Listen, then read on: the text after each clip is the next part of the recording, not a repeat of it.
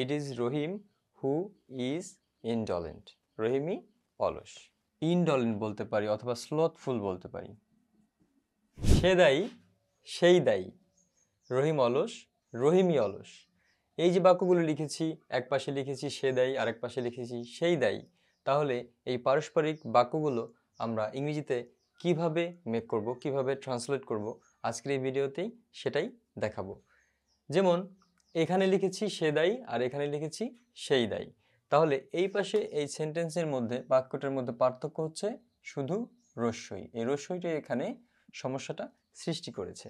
এখানে জোর দিয়ে বলছে সেই দায়ী। তাহলে এটা আমরা কিভাবে করব দেখে নেওয়া যাক। সে দায়ী, তাহলে এটা আমরা এভাবে করতে পারি, he is responsible. He is responsible, সে দায়ী। আর এই পাশে হচ্ছে সেই দায়ী, যেহেতু এখানে জোর দিয়ে বোঝাচ্ছে সেই দায়ী, এই বাক্যটি আমরা দুটি ক্লোজের মাধ্যমে কি করব, ট্রান্সলেট করব।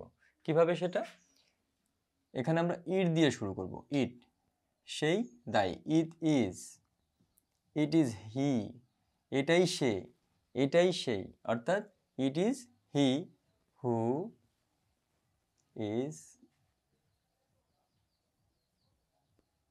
রেসপন্সিবল।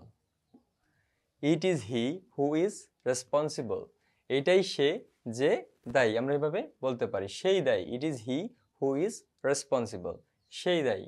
তারপরে কি লিখেছি, রহিম অলস। রহিম অলস, তাহলে এখানে কি বলতে পারি আমরা, আমরা জানি রহিম ইজ লেজি।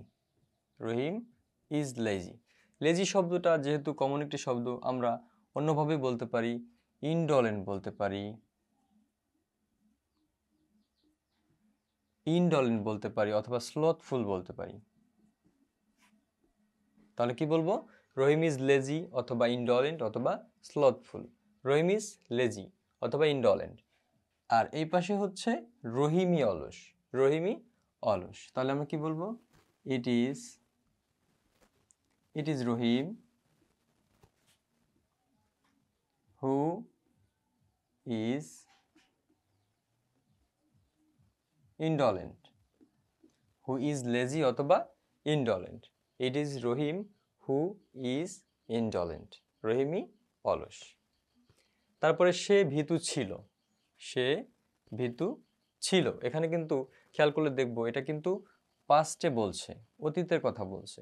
আর এখানে রহিম অলস, বর্তমানে কথা বলছে। সে দায়ী, এটাও বর্তমানে কথা বলছে। তাহলে এটা কি হবে, পাস্ট ইনডিফিনিট হবে। তাহলে সে ভীতু ছিল, হি ওয়াজ কাওয়ার্ড।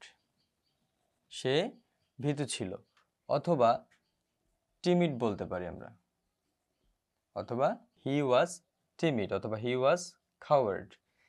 আর এ পাশে হচ্ছে সেই ভীতু ছিল। তাহলে আমরা এটা কিভাবে করব, একইভাবে ইট ওয়াজ, যেহেতু এটা পাস্টের কথা বলছে, ছিল যেহেতু এটা পাস্টের কথা বলছে, তার জন্য আমরা ওয়াজ নিয়েছি।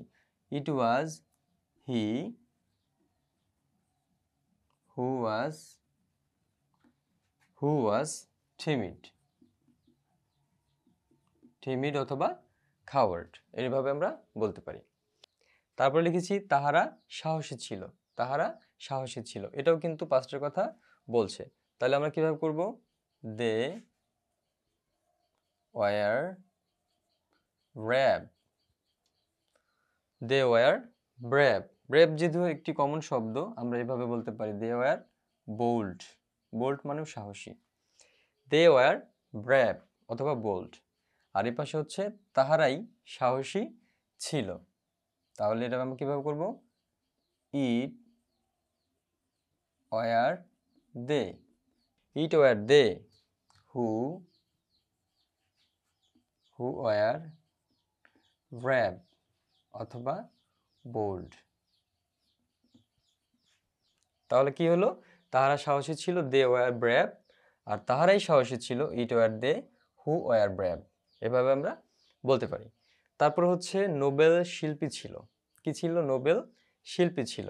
এটা আমরা কিভাবে করব, নোবেল, যেহেতু এটা পাঁচটা কথা বলছে, Nobel was was a singer.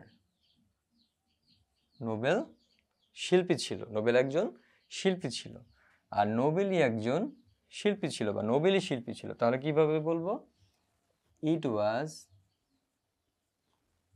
Nobel, it was Noble who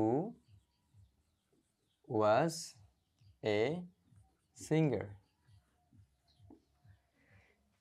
it was Noble who was a singer. নোবেলই শিল্পী ছিল।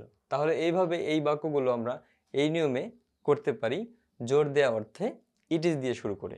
এভাবে আমরা মেক করলে আশা করছি এই বাক্যগুলো পরবর্তীতে আর কখনো ভুল হবে না। Thank you everyone, thank you for watching.